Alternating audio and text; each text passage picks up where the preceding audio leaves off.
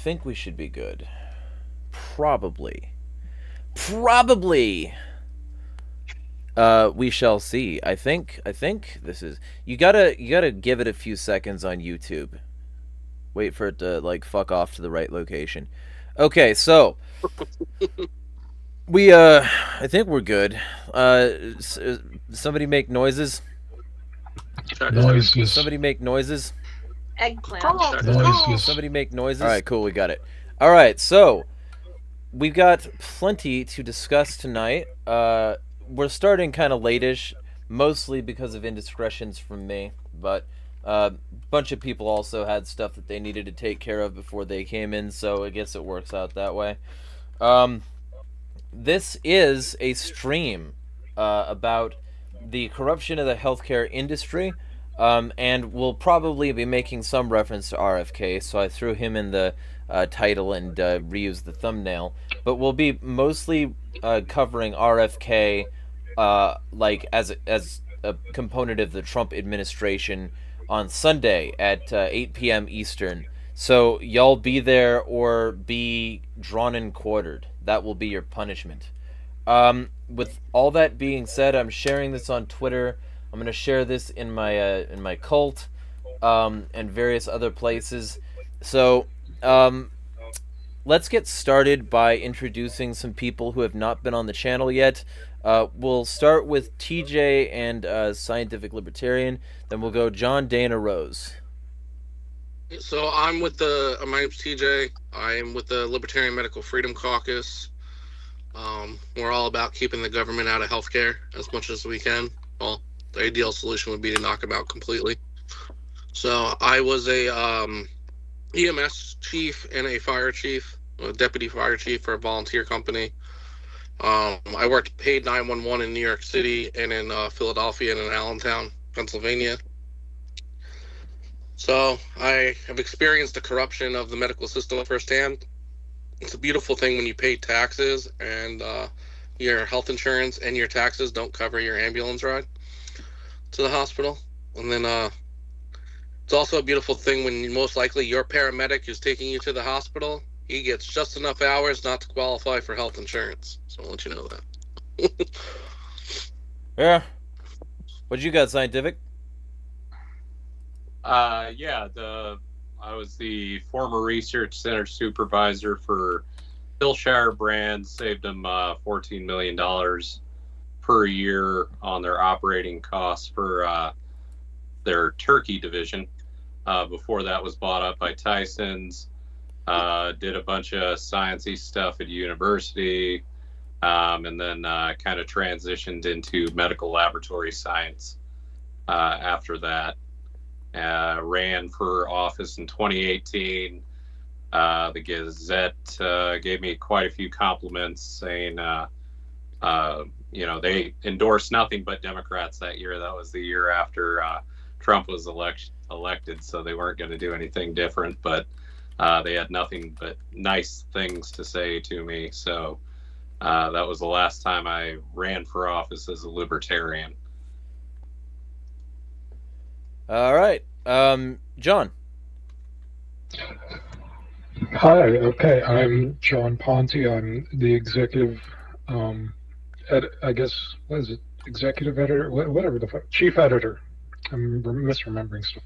Chief editor of Liberty Centuries, which, if you've been keeping track of us, we made some errors in our reporting, so we made sure to issue correction statements about that, and we hope that will keep to being accurate in the future. And we just wrote an article regarding certain financial conflicts of interest that leadership in the party has been involved with. So, yeah, I guess I'll speak more about it at the end of the stream. All right, Dana?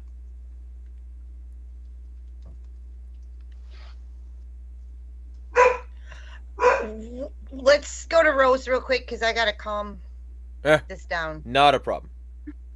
Usually it's me that's dealing with loud dogs. Anyway, I'm Rose, patron saint of real libertarians, the other or second scientific libertarian to be on this stream.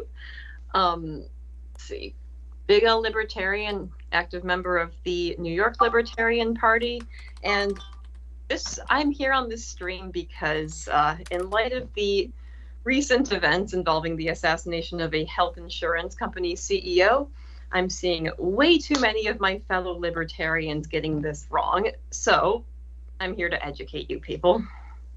You're welcome. Dana.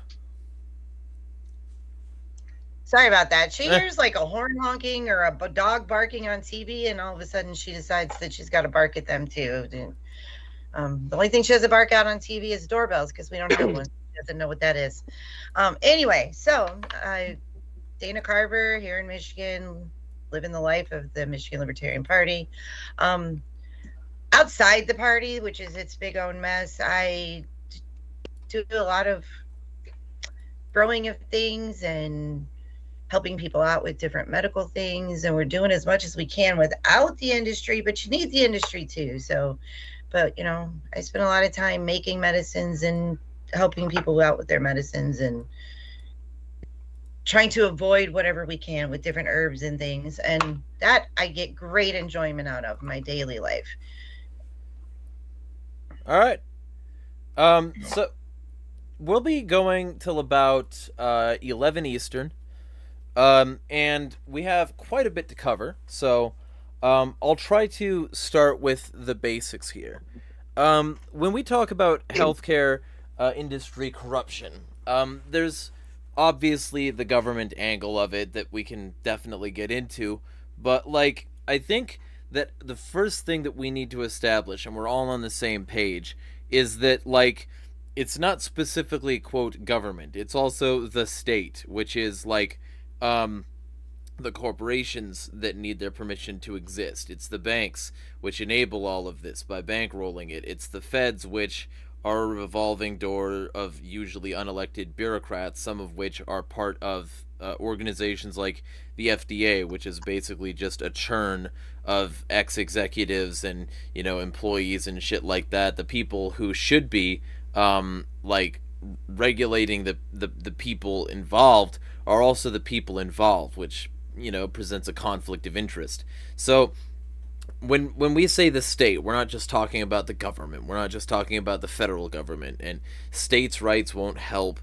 The state is the problem, and it has no rights. So before, like, just want to establish that early on, because like there are so many of these streams that you're going to hear talking about this corruption, especially from an authoritarian right-wing angle, especially from the pro-Trump moron crowd, like that will tell you that no, it's just the government, and if we like reduce the laws or improve their tax burden, these people would suddenly become saints. Those kinds of people are what we like to colloquially refer to as fucking morons. So let's start there, and we'll kick it to somebody. I'm going to start with two people who have not yet been on the channel, and we'll start with TJ, who has some experience with this corruption firsthand. Yeah, so like one of the biggest things that I find to be the most corrupt thing is that I call it hospital cartels, because it's what they basically become. So we need to get rid of the government's subsidies to these hospitals and certificate of need laws, because what it does is it creates monopoly. So you no longer, back in the day, you had Dr. Pepper who came to your house and gave you a aspirin for your cold and some medicine. Now you have to go to CVS to get your cold medicine, or your local pharmacy or Walgreens, and they made it that way. And you have to go to your local ER, otherwise you're out of network and it doesn't cover. And if you want this cancer treatment, you got to go there. But if you have United Healthcare, they will deny you. Just putting that out there. Had to do it at least once. You know, they've gotten these monopolies because the government kills the mom and pop doctor's office. My doctor, who I've been with for 15 years, had to merge with the hospital network just to stay afloat. And now she has to do things that she didn't want to do before. Like, she still has to test for COVID if I have the sniffles. Because the giant hospital network tells her she has to.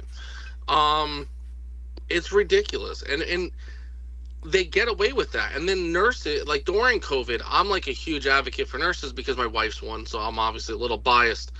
But nurses were forced to, you get the vaccine or you're fired, right? And the reason why hospitals were able to do that is because, like, for my wife, she works for one of the largest health networks in Pennsylvania. Now is the largest because they just merged with Jefferson. So they have over 34 hospitals in the region. Where is she going for another job that isn't affiliated with that network, that hospital network? It's so hard to find one. And then because there's only like 3 others, they all just come up with the same rules, and now you have no job anywhere. There's a doctor at Doylestown Hospital, and he's famous now. His name's Dr. Joe Artieri. He was the head of cardiology for Doylestown Hospital. He has been a cardiovascular surgeon for, I think, 25 plus years.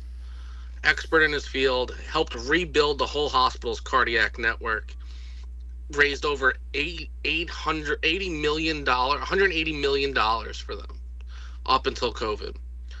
And he said, listen, I will get tested for antibodies every week. The moment I don't show the antibodies, I will get the vaccine. But I, as a cardiothoracic surgeon, have noticed that people who get the vax that have the antibodies are getting myocarditis, and that is not curable. So I don't want to take that risk. No matter how small the risk is, the risk was there. And this is a guy who's an expert in his field. They fired him. They fired him after he raised $180 million. Now, granted, he makes about $25,000 a speaking engagement. He is not hurting. He is fine. And it's funny because he's actually a registered Democrat and a huge hardcore lefty who backed most of the lockdowns beforehand. And working EMS, I see it all. You see it all the time. You have patients you have diabetic patients that will still space their insulin because Big Pharma has the prices so high. And then they go in the DKA, and we're there when they're passed out and their dog's like trying to wake them up. And DKA, for reference, is diabetic ketoacidosis, for those of you who don't speak that acronym. Yeah, sorry, I do acronyms. They shouldn't have to deal with that. No one should. It comes down to greed. Like, this healthcare problem's all about greed, and everyone has their hand out. It's Big Pharma, the hospitals, the health insurance companies, the government. We need to get back to the way it was in, like, I hate to say it, the 20s. Even though some things were archaic back then, like women could get put into a nut house just for having their period, like that was pretty fucked up. Well, I mean, isn't that when you should be in the nut house? Right? I have to make at least one crude pornographic. Yeah, there you go. There you go. You got it. Like, I got to make one joke about nutting. Entertainment theater. Yeah, there we go. Yeah, we have to do at least one. And, and then the other thing is people are losing there will be more than one. Yeah. Oh, I'm sure. Yeah. People are losing their shit over a CEO of a healthcare company getting offed. And like, oh my God, you're condoning murder. No, listen, murder's wrong. But also, so is denying people that paid for your services life-saving medications for cancer. Mm-hmm. So is denying pediatric cancer patients, since all of these people who want to be like, oh my God, you're advocating for the death of kids when you support Chase Oliver because God forbid he believes in parental rights. Oh shit.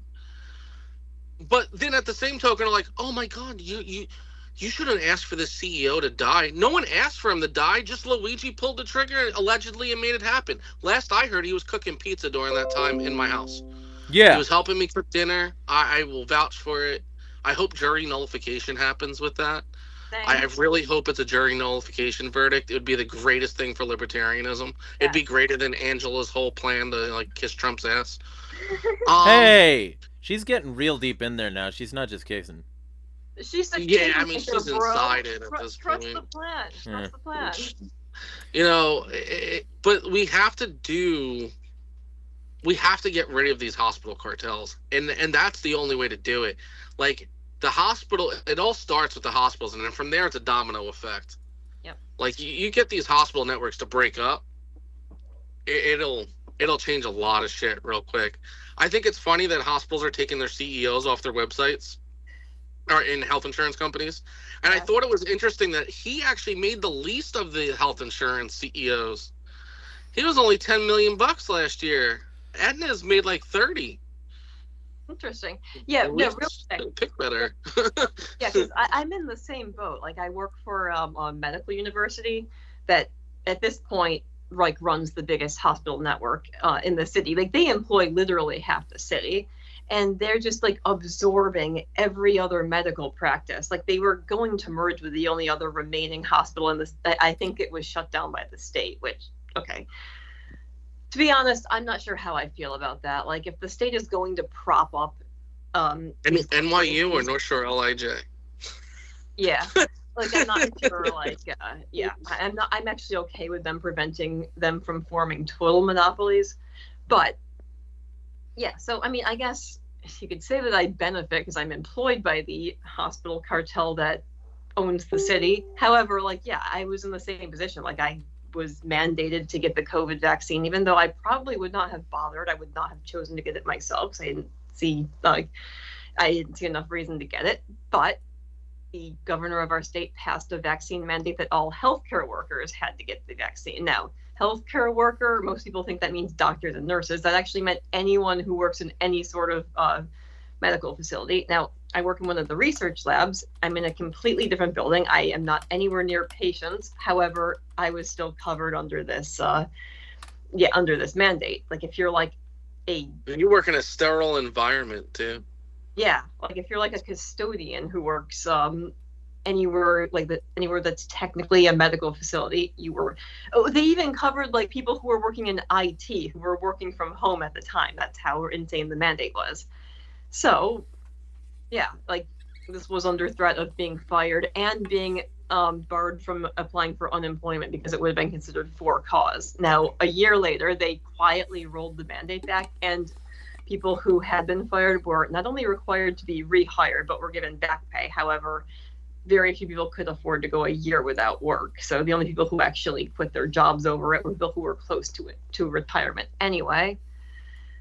But yeah. Yeah, and people don't realize if I could just, people don't realize there's so everyone claims there's a nursing shortage right now across the country. Mm-hmm. There is not. There's a bedside shortage. There are plenty of nurses. None of them want to work in the field anymore because they're tired of getting shitted on, pissed on, bled on, told they're heroes, then you're worthless pieces of crap the next minute. And you're selfish and all you care about is yourself. And, and my wife, she's close to it. She's applied for IT jobs. Like, she's like, I don't want to be a nurse anymore. Like, I could not handle it. She goes in, gets cussed out. They have no protect. So there's a rare thing. There's a bill that my wife's big on. She hates government, but she is big on it. It's the Healthcare Workers Protection Act. The way it's worded, it's very statist. She's only like 2 provisions in it that she actually supports. She'd like to see the rest get thrown out. But one of it is if you assault a nurse or a doctor and you're having any kind of medical issue, the DA is not obligated to file the charges. And most don't, because they say you're medically not capable of withstanding the charges. So she had a coworker that had a 6'4" man, and she's 5'2", weighs about 100 pounds soaking wet, who was loaded up on crystal meth. Pick her up, slam her head into a wall, slam her head into the floor, bounce her like a bouncing ball throughout the hallway. She had a concussion so bad that she had a stutter for 6 months. Jesus. And the guy never faced charges. He went to a psych hospital for 3 days, and was released back to the streets. Yeah. And almost killed her. Almost killed her. I'm so glad I do not work with the public. This is why I like to stay hidden away in a lab, only have to and only having to interact with a few select people. Anyway. So scientific libertarian, you like, what is your experience interfacing with corruption in this regard? Not a whole lot for me. I mean, the corruption is mostly just monetary. Everything else is pretty in place. I was following a lot of the research around the COVID era. It was kind of crazy because the entire world just started spending massive amounts of cash on research on viruses, cell markers, different things like that. And then out of that, we, got the COVID vaccines, which I just took. I was like perfectly fine with them. I got like 4 Modernas because I like the extra dosage that they had.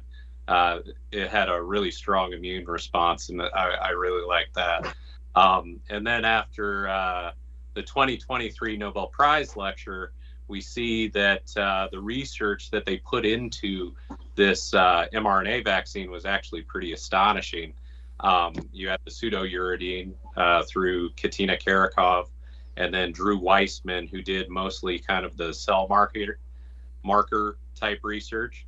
And then just this year, they came out with kind of a similar cure for sickle cell anemia using the same cell marker technology.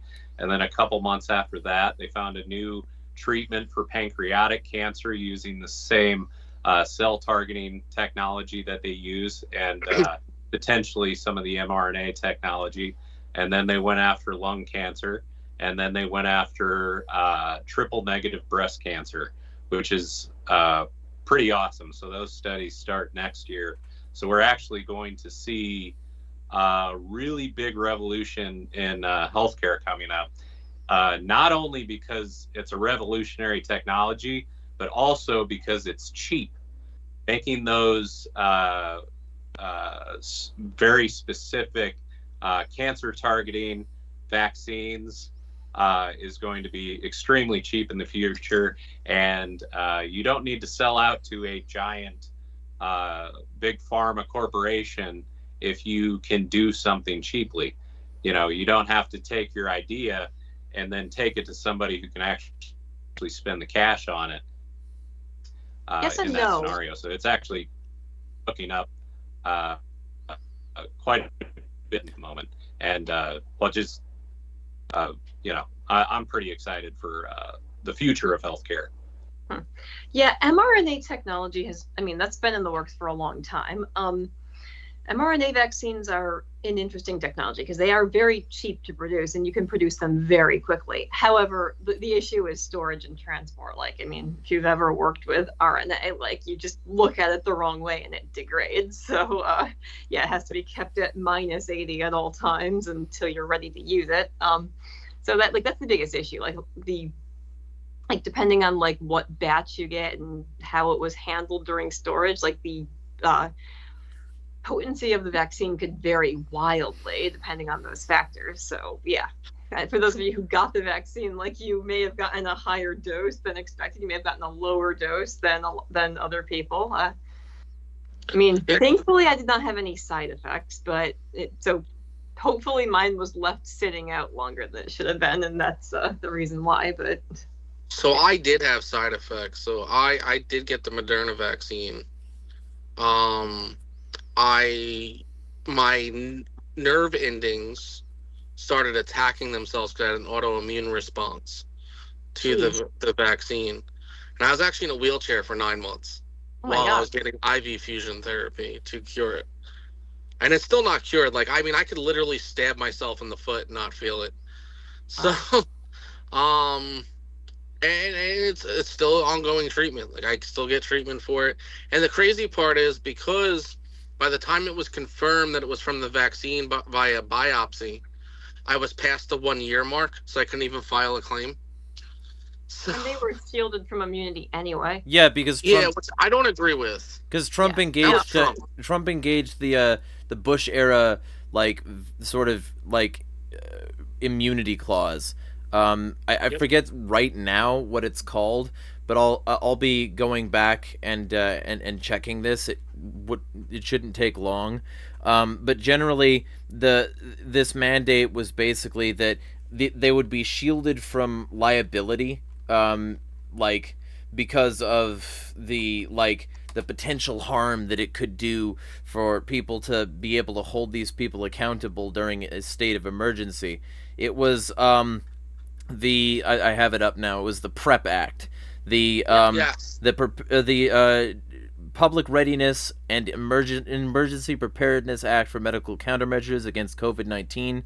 It was related to the PrEP Act under George W. Bush, and it meant that under this, if you activated it, you needed to activate it. You needed to have a state of emergency. You needed to then activate this, and then if you activated it, you would have a duration of time that this thing would be in effect. And during Operation Warp Speed and the initial lockdowns and Trump hiring Fauci, because everybody on Trump's cock wants to pretend that Fauci is some Biden invention, and some globalist New World Order Democrat commie. Fuck you, shut the fuck up. Trump kept him in power and put him on a pedestal. Yeah, and Alex Azar, his COVID czar initially, ironically. He was the guy who signed the first PrEP Act papers. So I don't buy any of that. When people want to act like the Democrats are the sole source of anything, they tip their hand as being the fucking morons they are. And it's one of those things where suddenly it's become in vogue to take that position because their guy's in charge, and now they get to forget that he once posed with a mask and said mask wearing is patriotic, and that he once was the guy who said, I got my jab, don't you want to get it too? Yeah. And that's the thing. If this jab is safe, then awesome. If it's not, then this is just corrupt nonsense. Also, apparently, when he thumbs up in front of the camera, it does a thumb up emoji. So that's interesting. I didn't know that. That's cool. I didn't know that did that. Wasn't it for me? That's cool. Your thumb up. Does it? Yeah. Does it do There that it for goes. everybody, or is it just him on his phone for some reason? I can't No, tell. I'm- I maybe it's because he's doing the together view mode. I don't know. I don't care. Oh, okay. Yeah. It doesn't matter. But point is, that, yeah, under this George W. Bush era thing, it literally the summary of the thing, the secretary is issuing this declaration pursuant to section 319 F3 of the Public Health Service Act to provide liability immunity for activities related to medical countermeasures against COVID-19. So yeah, even if you got it within the first year, you could have filed maybe a claim for a tiny little check, but you couldn't have actually sued them because George W. Bush and Trump didn't want you to. You want to know something even crazier? And people don't want to pretend this. You know how Trump's their savior? Yeah. Well, you know another Republican savior is Ronald Reagan. Yeah, wanna know when fuck the Reagan. PrEP Holy Act shit. started? You want to know when the PrEP Act started getting prepped to get passed? It was under Reagan. You know you want to know when Fauci first got appointed to the NIH? That was under Reagan. Yeah. Yeah. And, I was just listening to a Murray Rothbard video. Yeah. Where Rothbard was at, I think it was a Michigan convention. I can't tell by the banner, but there's only so many states that are IGAN. Yeah. So many. And he was warning that, someone asked him about membership and why it was declining at that time. And I think it's from the, early 80s. And he's like, or maybe late 80s. And he's like, he basically said, and I'm not quoting him verbatim, but, membership was an all-time high under the Vietnam and the anti-war sentiment, and just everyone was Watergate, people were tired of corruption. And then Reagan started spewing libertarian stuff on stage, but not doing libertarian things. Mm-hmm. And it made people believe the libertarian message was bullshit and a lie. And this is basically what he's saying. He's saying it more eloquently than me, of course. And I'm a big Rothbard guy. And I'm shocked because we didn't learn shit from that, because at least then we didn't compromise our damn principles for Reagan. But now we're compromising our principles for Trump, who does the same shit that Reagan was doing. It's He's doing every decade. shit. Every decade. I'll let someone else go because I've heard talked, but yeah, every decade libertarians fall for conservative right-wing status bullshit because they'll pay lip service to some of our ideas. Even Rothbard later on, he had the whole paleo strategy, working with David Duke, former Ku Klux Klan grandmaster. So even he wasn't immune from the whole development, at least of right-wing libertarianism, into like sort of supporting the authoritarian right when it comes to conservatives or the far right and stuff like that. And of course Pat Buchanan and anybody else who he could like suck off about being right-wing and therefore not communist and therefore good.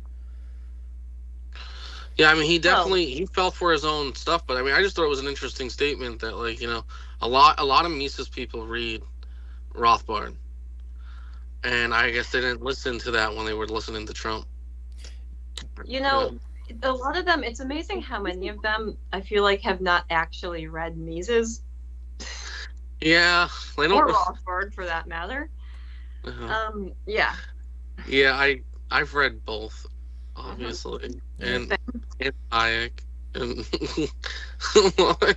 but a lot of people don't, and then they think that, oh well, I'm an Austrian economist. Well, what does that mean?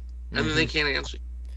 Well, and the best part is Austrian economics is if you're enough of a nerd about Mises, you know that Austrian economics is a misnomer anyway, because he would have called it catalactics. Correct. Like, he hated economics as a concept, much less as a practice. I find it, my favorite is being called a commie for advocating the exact things that Rothbard did by people who haven't actually studied their own philosophy. Yeah, I like that too. I got called a leftist the other day, and I just laughed my ass off. I'm like, bro, I was a Republican from 18. Yep. But like recently, and then became a libertarian. And then it worked on Trump's campaign, and then told him to go fuck himself when he basically made a dinner for cancer about himself and his campaign. Of course. Like it just blows my mind sometimes. I'm just like, dude, the fuck are we doing? Yeah. Just what are we doing? And to be fair, if you want to I like Chase's view on the vaccine. People think that Chase was like anti-vax or pro, like they were trying to say like he was pro-vaccine mandate, and he wasn't. Chase and Mike Tremont actually had the right approach. I like Josh Smith, but he had the wrong approach. He wants to lock people up over the vaccine mandates. That's not the right answer either. Like, but Chase and Mike were like, listen, if you believe the vaccine's good for you, get it. Yeah, get it. It's personal choice. That's how all medical treatments should be handled. If you don't want it, don't get it. I am personally pro-life. However, I don't believe in government laws to prevent or protect abortion. I think they shouldn't exist at all. I think a doctor and you should decide what's best for you, and there shouldn't be a law in either direction, because the government is too fucking stupid to be involved in it. They will fuck it up like they fuck everything else up. They always fuck it up. They manage to fuck up everything.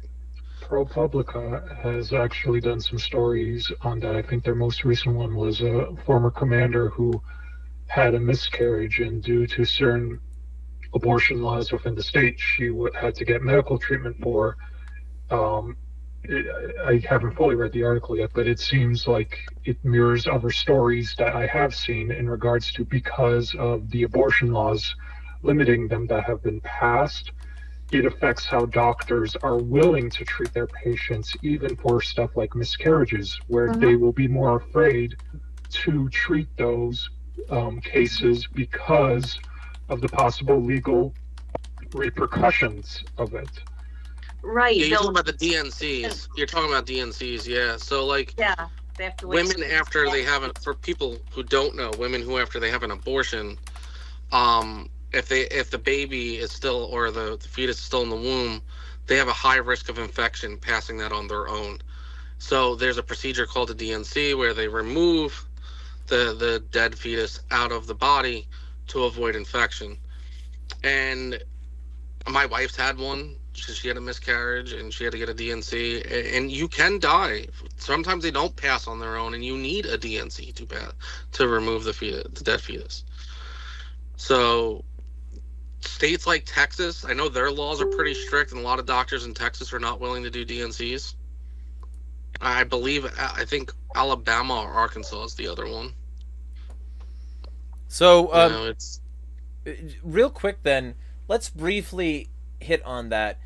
In terms of healthcare corruption, a huge sort of thing lately, especially with Project 2025 on the horizon, is a significant amount of people are concerned about hospitals being unable to properly do reproductive health care. And additionally, there's a big stigma around that, like, most notably that a bunch of lying, evil people want to claim that reproductive health care is always shorthand for abortion. It's not. There's a significant amount of it that has nothing to do with that. And additionally, even if that were the case, the stuff that didn't have to do with that is also blocked, which is why there's a significant amount of problems with these laws where, like, somebody will need to go in for some kind of health care, and a hospital will freeze up because they don't want to get legal liability for, like, potentially breaking the law, and they also don't want to, some of them, like, use the law then as a shield to also not provide other adjacent forms of health care in that regard. And so as a result, you get instances like women dying completely unnecessarily after being shuttled around from hospital to hospital because they can't get the proper care. Let's start with Rose, and I think Dana as well probably could speak to these issues as well, because I feel like the woman's perspective on the women's reproductive health is probably going to be very useful to this discussion. Right. No, from what I understand, because because pro-lifers will always say, oh, well, of course there are exemptions for, like, situations where the mother's life is in danger. However, these laws are often they're written very vaguely. And in the case of Texas, where it's technically not a criminal offense, but you can sue someone in civil court if you find out they had anything to do with an abortion, like, there are even fewer protections for doctors there. Like, even if technically the procedure is medically justified, like, there are going to be these fanatics, these ideologically driven fanatics combing through medical records on witch hunts, just looking for things that they can go after doctors for. So if you're going to provide a DNC, you need to, like, have it be obvious that this was medically necessary. So what ends up happening, doctors will delay it until the patient's life is actually in danger and the patient is actually actively dying, because then it makes it obvious to a court that, okay, it was clearly necessary. Otherwise they're afraid that they're going to get sued and lose their license and possibly, depending on what state they're in, face criminal charges. So it's had a chilling effect on doctors being willing to provide care. Okay, this is why the state should never be involved in medical decisions. And in addition, it's also created a situation, I think there's been at least a few widely reported cases of this, of women being afraid to go to the doctor if they're having a miscarriage, because if they live in a state where abortion is illegal, like, they could be investigated to find out if they did something to induce the miscarriage. Like, that is a very dangerous precedent. Like, okay, once you've decided, a fertilized egg is a human that has its own protections, like, okay, are you going to be charged with negligent homicide if you're 6 weeks pregnant and you decide to go downhill skiing or something? Is that reckless endangerment and you could be charged with manslaughter? Like, it's ridiculous. But in the meantime, like, women have actually been investigated to find out, like, if their miscarriages occurred naturally or if they did something to induce them. Okay, that is going to cause people to not want to seek health care because they're afraid that they'll be potentially investigated and arrested and potentially jailed. Yeah, it has a chilling effect. Mm-hmm. About you, Danny, you got some? You look like you got something. Well, I would just have to agree with everything Rose just said. And if we're going to look at it from a libertarian perspective and from a Roe versus Wade perspective, it was supposed to be between a doctor and their patient, just like any other medical decision. And then we got government involved, and we got medical insurance involved, and all these other people are making decisions throughout the world, whether it's the medical mafia, the government mafia, all the people, where it should just be between that person and their doctor and their own personal conscience. That's the thing. Yeah, That's I would like the to add, thing. like, Yeah, ahead. if we're gonna call it murder, it's got to be murder. If we're gonna call it a woman's choice, then it's got to be a woman's choice. And all this does is get you back into the back alleys. It gets you back into the dangerous situations that were happening before Roe v. Wade. I mean, that wasn't so long ago. Happened the year of my birth. And now we're back to this. So now we've given the power to the states as per the Constitution, which I'm a Lysander Spooner kind of person. But anyway, and so now it's back to the states, and like Michigan, we're not a bad state, dude. You know, you get, for the most part, you can get what you need done. And it's not a big deal. But I mean, I can imagine if you lived in Texas or Oklahoma or something like that, that would be Florida Stan. Yeah, I mean, it would be very scary. And it, like I said, it's going to put things back in the back alley. It's going to cause more and more pain and strife. But there's not much that we as people can do, because you can call your fucking congressman all day long and they just kind of ignore you and they don't give shit. So this would be one of those things where we talk about communities all the time on this show. Mm-hmm. There's got to be like an underground railroad. There's got to be doctors that are willing to go ahead and break that law. You got to stand up. People are going to have to stand up, do the right thing. And that's the kind of thing that I pray for every day. Yeah. People are just going to wake the hell up. Yeah, and you know, sometimes sometimes Republicans are known to put it in the back alley to avoid abortions. So, you know. Anyway, Oh, what's TJ. the I state? mean, how many of these people have paid to have an inconvenient pregnancy taken care of? Okay, pretty much all these Republican congressmen, they don't actually believe this shit. Oh, Yeah. I was going to say, like, look, from a personal perspective, like, I would consider myself personally pro-life too. Like, I have been in this situation. My one and only child, it was unplanned, and like, from a personal morality stance, like, I'm like, okay, I'm responsible for her existence. Like, yeah, what kind of asshole would I be if I killed my own child? Like, but I also understand, like, this is not a decision that I can make for anyone else. Like, okay, if you're a libertarian, I'm sorry, but pro-lifers hate hearing this, but it's the only stance that's consistent with libertarian philosophy. The starting point of our philosophy is self-ownership. Every person has a exclusive claim to the use of their own body. No one has the right to the use of someone else's body without their consent. So even if you believe that an embryo is a separate and unique human being, the person whose body that embryo is occupying decides that they don't want it there anymore, they technically do have the right to evict it. If you believe that that the rights of the embryo take priority over the rights of the mother, you've just basically acknowledged that there are situations in which the right to self-ownership can be preempted because someone else needs the use of that person's body, or by extension their labor or their property, more than they do. And real quick, Your entire philosophy unravels. Like, once you've established that, like, you can start making the argument that, oh, this person, requires the use of your property more than you do.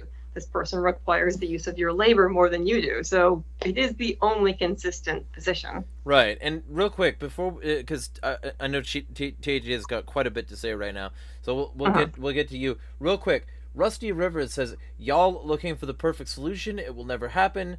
We all think our opinions are correct." He also says says, "Dream world, somebody is always the opposition. Human nature." Also says, "Go outside, talk to your neighbors. The real world still exists." Feel free to talk to your neighbors about these streams. Share it on social media. Get them in the comments. Get them talking to us. We will definitely be willing to field their chat messages as well. We've also got in the chat William Faubian, who says, "You losers," in all caps. Thank you. We've also got Valerie with a bunch of, I don't know, possibly fungus coming off of her username, saying, "Wow, you guys are a bunch of are a real brain trust, bunch of idiots." Thank you for your comment. Liberimer, he is like an actual reasonable person, longtime subscriber, big supporter, says, "I'd heavily disagree. The starting point is free will, in which is the metaphysical claim of libertarianism. All libertarian property theory entails free will within metaphysics." I could see that, yeah. Hammer Screwer is here now. But self-ownership is our starting point. A lot of people, they screw this up because they use the NAP as the starting point. The NAP follows logically from the principle of self-ownership, but the principle of self-ownership is the foundation of libertarianism. Hammer Screwer I think Scientific has something real quick. He had his hand up a few times. Hammer Screwer is here. Says, "I think the Trumpers invaded the chat." I hope they do. I've been naming these streams very specifically. What did you name it this time? What did you name it? I named it United Healthcare CEO Corruption and Anti-RFK Jr. Action. I then also described the thing with "Healthcare is corrupt and RFK Jr. ain't helping, but we'll mostly be focusing on how that corruption manifests, because you want to hear a bunch of people say words about things that are happening. Listen to that stuff here even." So yeah, so That's good. y'all are free to and there's quite a bit from Tarantulas, who is normally one of the more reasonable people who saw these things from suggestions. All y'all feel free to subscribe. You're free to subscribe and say whatever you want in chat.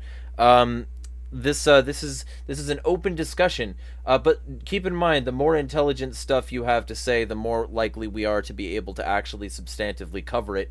So you dictate the quality of some of this discussion. That would be up to you, whether or not you want to be intelligent about it. Scientific, you go, then we'll go TJ, then we'll go John. Well, to me, it's kind of ridiculous because banning abortion never seemed like an actual pro-life thing to do in the first place. We've seen 2002 to 2008 when they tried banning abortion very aggressively in the country of Chile.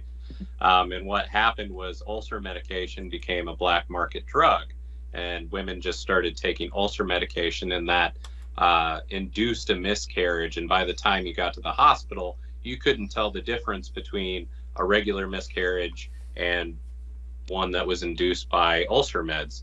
There's also tons of different plants that can induce a miscarriage. It's where the plant lady's mantle gets its name. You can get a certain concentration of lady's mantle and induce a miscarriage that way. So if you want to reduce abortion, you would look at things like over-the-counter birth control to reduce the gaps that women often have in birth control when it comes to the U.S., because, you know, you don't have to, 90% of women already know what birth control that works for them. Instead of having to go to a doctor, get a whole checkup and get a prescription, you can just get it over the counter based on what birth control works for you. You can do what Colorado did, where they legally said, if you're 14 or older, you can get birth control without parental consent. And what happened was teen pregnancy dropped by 50%. You can even look at states like Rhode Island from, I believe, 2003 to 2009, where they accidentally legalized indoor prostitution, and rapes dropped by 31% and STDs dropped by about 39%. It's kind of a funny story how they accidentally legalized indoor prostitution. They had this big cluster of bills in the 1980s, and then they found out, like, hey, these bills prevent people from having sex in their own home even. So they got rid of all these bills, and it wasn't until 2002 that a judge looked at the law and he was like, wait, no, this is legal. So from 2003 to 2009, everybody kind of knew it. So you had this perfect little instance where you could take a lot of data and look at that. So even things like legalized consenting sex work between consenting adults is something that potentially could reduce abortions. So if you're looking to reduce abortions, There's plenty of ways to reduce it, but banning it doesn't do anything. Yeah, well, and real quick, because I think this is one of the points that needs to be made. I think, like, ideally, we could, like, we could care for all of these spawn that might come out of this, right? Ideally, if they did have them, there would be some sort of way that they could be properly cared for. I'd love that. That'd be fucking chill as hell.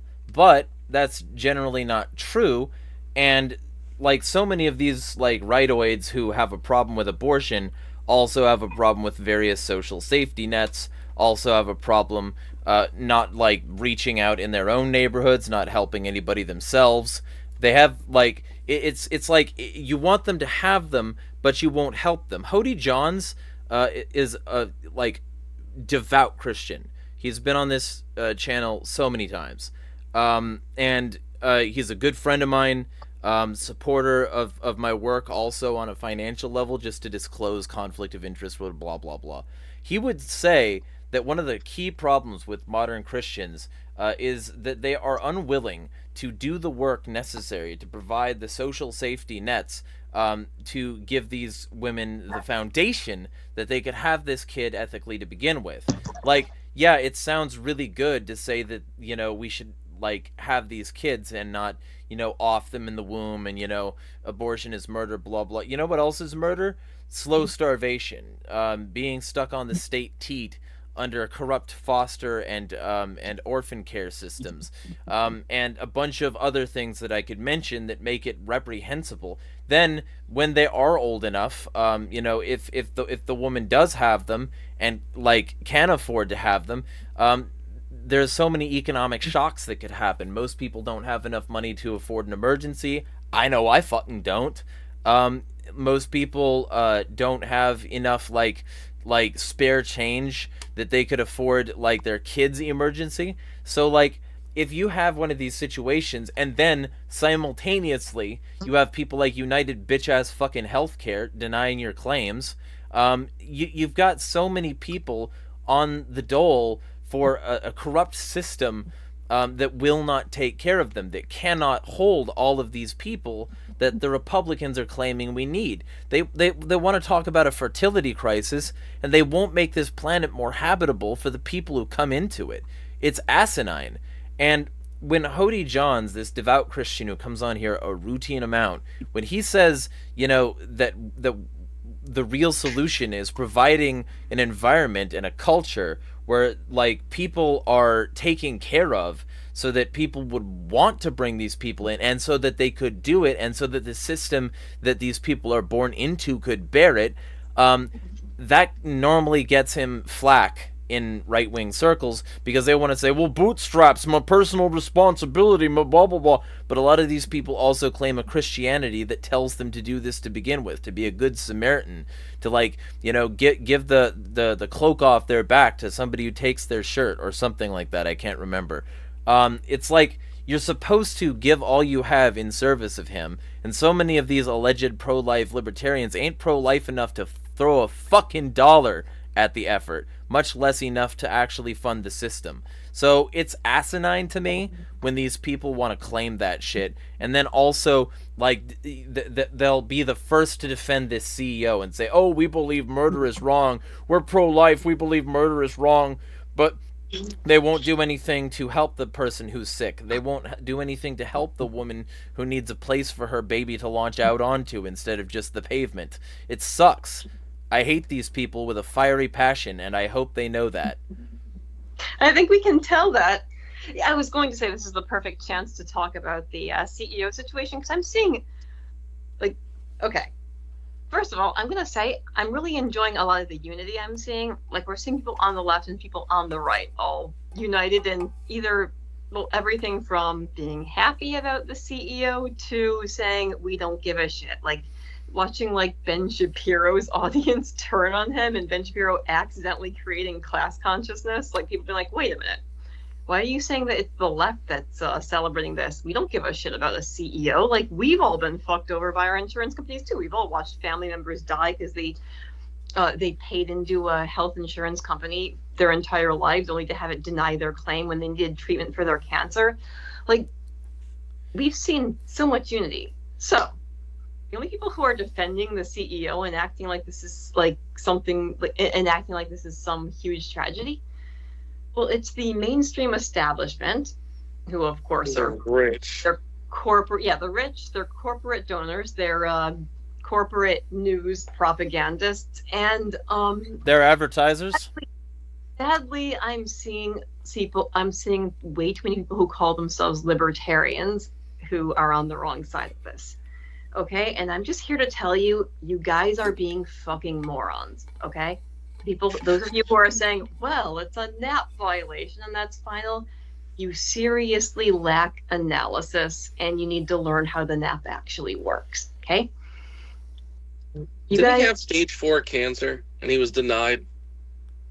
Luigi, The I don't shooter? think so. He had Or a relative or something? had back surgery and had chronic pain, which, like, as someone who has chronic sciatic nerve pain, what started when I was pregnant with my daughter and never quite went away. Luckily, it's controlled now. Like, I understand what it's like to be like in your 20s and be in extreme pain all the time. Like, it really sucks. Thankfully, the healthcare system sucks because, like, even with decent insurance, like, there were still like months long waiting periods to get in with a specialist before I could get like prescribed anything that actually worked, or get like the right kind of like lower back injection treatment and stuff. And like, they're constantly trying to sell you on things that are ineffective but that they make a lot of money off of. Like, yeah, but Neurostimulators.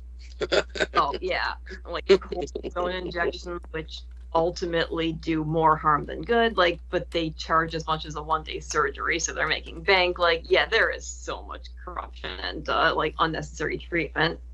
But actually, the whole thing about unnecessary treatment, though, like, because that kind of, I guess that can let us talk about the idea of health claim denials. Like, the whole idea of insurance denials, there are supposed to be a few reasons why that happens. Okay, one, it's something that clearly is spelled out in the contract that it does not cover. Like, for example, if my health insurance doesn't cover laser eye surgery, which is something I'd love to have but can't afford, like, and I get it done and try to bill my insurance for laser surgery and they deny it, okay, they were very upfront about the fact that they didn't cover this, so like, I have only myself to blame. It's also supposed to protect against things like blatant medical fraud, where a doctor tries to charge for a procedure that was not performed, or like in those instances where a doctor tries to sell a patient on a procedure that's more expensive when a less expensive one would, like, in the opinion of other medical professionals, a less expensive procedure would be just as effective, if not more effective. So like, the idea of claim denials is not bad in and of itself. The problem is, though, over time this got warped into insurance companies in order to maximize their profits. They would find every way they possibly could to, like, they would find any excuse to avoid paying for a procedure. They used AI. They had an AI algorithm to deny, and then they were using they were paying people. If you denied X amount of claims per year, we give you like a bonus. Like, yeah, it became a way to maximize their profits. They're not just collecting monthly membership fees, but they were also finding ways to deny claims because they make, every time they don't have to pay out, that's more money that they can pocket. Right. So, yeah, because the way corporations work in the U.S., like, in order to be competitive and maximize shareholder value, I'm not laughing at you. Kareem is hiding behind the rock. Yes. Yeah, because TJ keeps eating bacon. TJ shouldn't get health care if he eats bacon or drinks beer, because that's wrong. So that ain't being good.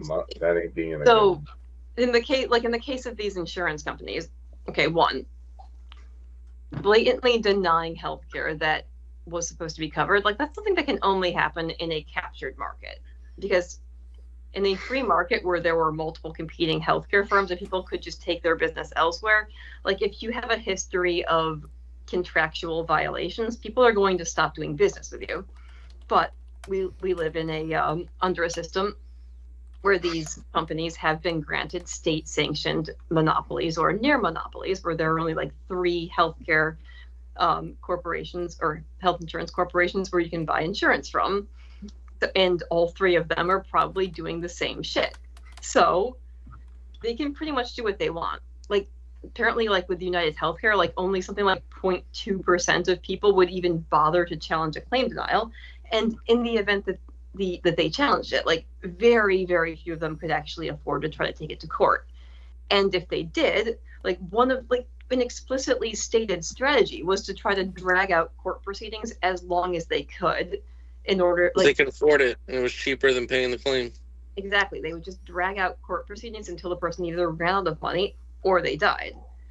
And they would be protected by the state. Like, the state is going to be on the side of the mega corporations who pay their salaries. And and probably. You know what kills me is when DuPont did this in West Virginia, everyone tarred and feathered DuPont for poisoning people. But when healthcare does it, oh my God, they're fine. It's all good. Don't worry about it. It's good. Don't worry. The poor CEO, oh my God, his family, his wife and kids. And listen, I feel for his wife and kids. I genuinely feel for them. I am sorry that your dad died or your husband died.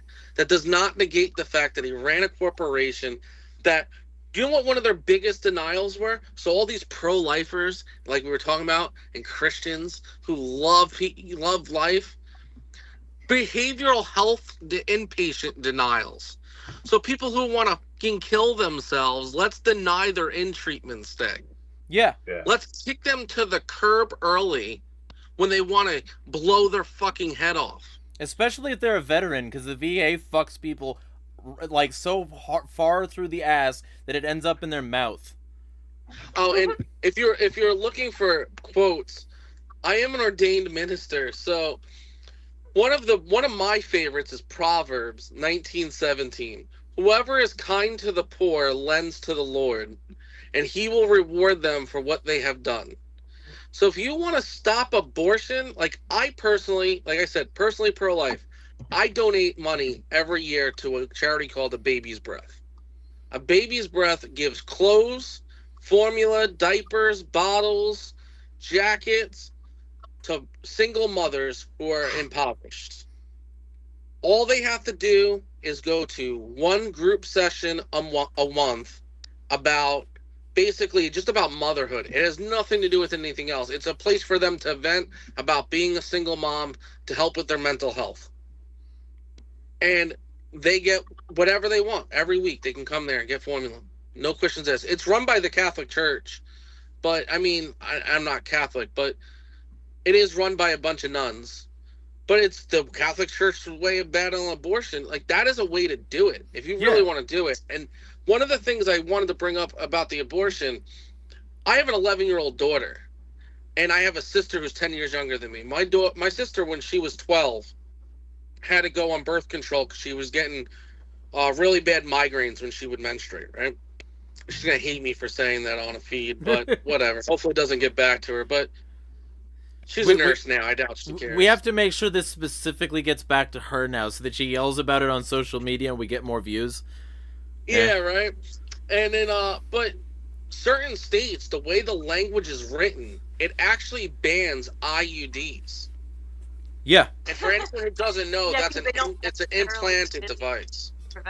They don't necessarily prevent conception. Yeah. Correct, but the way, it's like, they're saying that it does, and the law is vague enough, and so doctors won't put it in. So in essence, it bans IUDs. So then, in essence, you lead to increased teenage pregnancy and all these other unwanted pregnancies because you have banned the device to prevent it. Yeah. Like, and real quick, we all know bans don't work. I mean, Capone made billions off of, well, millions nowadays would be trillions off of alcohol. We by the way, we got Rusty Rivers saying, just found out this channel tonight, sub, next time I'll bring my friends. Please do. Get them all in chat. If you have like hundreds of Trump supporters who want to yell at us liberals, you could do that. I don't personally ascribe to liberalism. I'm more of a radical, like, anarchist unity kind of guy. But if you want to bring all your Republican friends, anybody that you know, feel free. Trump was pro-abortion in the 80s. Just so everyone knows. Yeah. He sat on Oprah's couch talking about how great Democrat views were. And Deer is quoting scripture. Then the king will say to those on his right hand, "Come, you blessed of my Father, inherit the kingdom prepared for you from the foundation of the world. For I was hungry, and you gave me food. I was thirsty, and you gave me drink. I was a stranger, and you took me in. I was naked, and you clothed me. I was sick, and you visited me. I was in prison, and you came to me." Exactly. Got to be like that. Yep, that's Matthew. And Rusty, I didn't. Like, I assumed you were Republican, but if I was wrong, then I do apologize. But feel free to bring anyone you want. That is a good one too. That's Matthew 25. And Matthew's just a generally good book. Wait, Matthew 25 is I thought you were a Republican, but maybe I was No. wrong. Yeah. For I was hungry and you gave me something to eat. That's Matthew. And Matthew is my favorite gospel because it's like just basically wall to wall advice. So, I'm preferential to Proverbs. That's fair. Kareem, by the way, introduce yourself. Let people know who you are, and like your general ideas on the corruption of the healthcare industry. All right. Well, I'm Kareem. I'm an ANCAP man. An ANCAP stand. Not really. I'm an anarchist uni guy like Jeremiah. I like hiding behind a rock on this background. And basically doing a bunch of stuff. Still part of Mises. I think Mad Liberty is a great organization, though, for anarchist unity. I have anarchunity.com with Jeremiah. Recommend Attack the System. I'm doing some other projects. But to get into healthcare, yeah, I think government screwed up healthcare. But that doesn't excuse people for saying, hey, I'm going to deny claims. And let's face it, regardless of my views on being libertarian or not, if I go to an urban neighborhood and scream obscenities in the middle of the night, probably going to be met with violence. That's like, regardless of what you think of Rothbard or, what you think of some theory. Like, if I go around and be like, hey, fuck you, man, people are going to, and people punch you in the face. They're like, oh my God, the non-aggression principle was violated. I think if you push people far enough, they're going to do radical things. It's not inconceivable. It doesn't make it right, but look, it happens, and it's going to happen regardless of political theory. Also, I think that these so-called Republicans are like, pro-life, man, pro-life. They're like, ooh, is Israel bombing another country? Yeah. Woo! Yeah. Hey, let's get Putin. Okay, yeah, I'm pro-life. No, you're not pro-life. You're pro-building the empire so you can use people for really not even your own game, but politicians' own game. So Israel has murdered how many children, and a lot of these people say that they support them. Yeah, but I support Israel. I'm like, yeah, they kill I don't know how many kids now and starve a bunch. And they're like, well, but they're our greatest ally. It's okay, I'm religious. I'm like, scientific. You had your hand up real quick. Oh yeah, have you heard of Charles Ballet's healthcare ideas? No. I've heard of that guy who.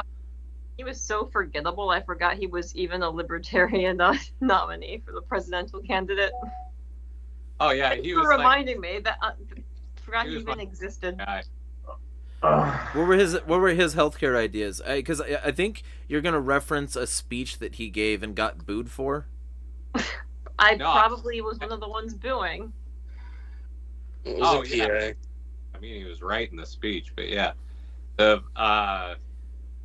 so no, we've had full-on discussions with Charles Ballet, but basically his idea was not only to end government healthcare, but also to take a giant chunk out of general insurance in general.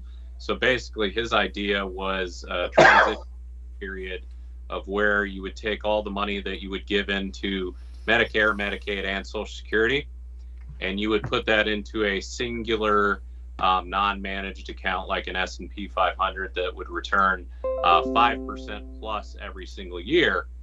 But it would also be a retirement plan and a healthcare HSA at the same time. So you could use it for retirement and for healthcare expenses, virtually eliminating the need for the majority of insurance claims, kind of bringing the insurance companies down to a smaller kind of free market approach, then you would basically just have catastrophic injury insurance and all the other fun things in the Rand Paul bill, like buying across state lines, different things like that. Oh, So, I probably didn't do that. Okay, yeah, that's definitely better than what we have. Yeah, I like Is it still by coercion though? Huh? Are they still taking our 5% by coercion, or are they allowing us to opt out? Well, 5% is your return rate on an S&P account. Yeah, But so what do you contribute? Do you choose, or they're still like forcing it down our throat like they do with income tax? yeah, it's a transitionary period. Yeah. I mean, it's a transition policy, but it was way better than what we have, and not like. Yeah. The thing I liked about it is it, a lot of libertarians, they'll look at Medicare and go, well, this is a ridiculous problem, but they won't bat an eye at insurance companies that, technically in a free market would not exist this way. It would not become this massive, ridiculous thing in a free market. Right. That's kind of what I was getting at. Like, these companies would never be able to survive in a free market. Okay, they are creations of the state, and they are propped up and protected by the state. And they get a shit ton of subsidies from the state. Precisely. Like, Yeah, they can be safely considered extensions of the state. Like, okay, Yeah. You thought the bank bailouts were bad? Being pro-market does not mean that you need to defend these companies, which is a mistake that I'm seeing way too many people who call themselves libertarians making. Yeah. Okay, you can Well, be pro-market, and you do not need to defend these corporations. There's one They're like not really corporations, shit. Ethan. They are. The one thing that like really irritates me is when they'll make some banal platitude that says something similar to none of your problems are because somebody else is rich, and it's like, that's fucking wrong and stupid. Or when They get rich, you fucking idiot. or when they say fucked you over. That's how they got rich. yeah, and Okay, I was going to say, these people have not when the people who are like, oh, it's a NAP violation, pure and simple, like, they don't understand how coercion works. Like, right. Okay, if someone pointed a gun at your head and told you sign this contract with a health insurance company, they would understand, like, they would recognize that as coercion. What they don't seem to grasp, though, like, if a corporation lobbies the state's regulatory apparatus, gets laws passed granting it a near monopoly on the health insurance market, and then creating a situation where, through various other regulations, healthcare is completely unaffordable unless you have insurance. We're creating a situation where you really don't have much choice other than to buy healthcare. Buy or die. Yeah, exactly. Creating a situation where you have little other realistic option but to sign a contract with this health insurance corporation, that is still coercion. Like, why do so many libertarians struggle so hard with the idea of systemic coercion? Okay? Because they And want in to that believe case, that it's like, just the government, and that'll make all their little like think tanks pieces neat. and okay, the And state Trump's is better than Biden. Yeah. That's why. Because Trump's better than is ultimately at the center of this. However, the crony corporations that have formed a symbiotic relationship with the state, they are also our enemies. Like, way too many of them have adopted this ridiculous don't hate the player, hate the game mentality, where they're angry at the state for creating a captured market, but they don't they don't blame the corporations for operating, for taking advantage of the environment the state has created in order to prey on people. Yeah, But the racket. Exactly. Can I make a point onto this? Oh, hold on. Dana had her hand up, I think. Yeah, we'll go Dana and Kareem, like, because I don't want to cut you off, Kareem, but Well, what it all boils down to, we keep talking about it. It's the state. The state gets involved. They're going to make it better. whether it's the Medicare, Medicaid, the VA, all the things. But that's what always drives the cost up. It's between greed with our government, greed with the hospital CEOs, as well as the insurance CEOs. And, we had that person in the chat that said, go outside and talk to the people. The real world doesn't exist. Yeah, it does. I live in a very poor area, very rural. We survive on tourism, and winter tourism is huge for us. We need it to survive. Most of the people in our area are in some sort of service industry towards that tourism. There's no insurance, so you have to buy insurance. Now you're poor. If you can afford the insurance, you can afford it. If you can't, well, you go on the dole. Now, let's say with the certificate of need, another thing that our government had to have, we've had hospitals that were more local to our people that have closed and closed and closed and closed. And because we're very low in population, now in order to get this healthcare, even if you're in alternative medicine like me, you can have a chronic thing pop up and you end up needing healthcare. So you have to go. Well, I have to drive 2.5 hours to get the treatment that I need because that's the closest place, because all of the other hospitals are closed. They've made it so reprehensible. Harsh. Like, this hospital to me is an hour away. Yeah. And then they have all these networks, so you have to go with that network to get to this doctor that's 2.5 hours away in order to get the treatment that you need to do your thing. And so these people are already poor, and now you're expecting them to drive 2.5 hours one way. So a 5-hour trip, they got to take their whole day off. They got to do this thing. And I've mentioned this before on this show when we get in this discussion of Medicare, Medicaid. Do poor people deserve to get medical treatment? Do they? You look at that a movie that really brings this home, if you ever watch it, is a movie called Elysium. The people are slaves. The rich folk live on Elysium. The rich folk run the people on Earth as their little slaves. And if you get sick, you die. Well, they have these wonderful machines up there that will actually heal you from all the things. So finally, the people stand up and say, we don't want to be your slaves anymore. And they, a couple of them fight back, blah, blah, blah, that kind of thing. But that's where we are. Or Snowpiercer. When you really start saying poor people don't deserve health care, you're literally saying all of the people in Northeast Michigan should just die because, they're poor. Or Snowpiercer. To be clear, LP New Hampshire does believe if you're poor, you should die. Yes. And of course, it's Snowpiercer. If you have cancer and can't afford the grossly inflated costs of treatment, if you don't have $30,000 out of pocket for one treatment for one round of chemo, when it's probably going to take 6 of them.